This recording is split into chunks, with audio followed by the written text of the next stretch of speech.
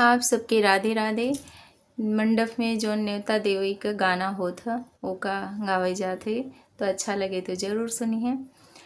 अरे अरे सगुने चिरैया सगुन तोहरी बोलिया सगुन तोहरी बोलिया चिरई जाई के नेवता देव तू पहिले हमरे नैहर चिरई जाई के नेवता देव तू त पहिले हमरे नैहर।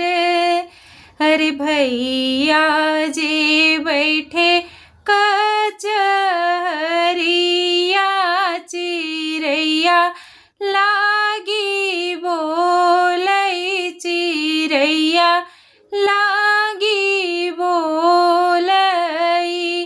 भैया बहिनी तोहारी नेवता भेजै पहिला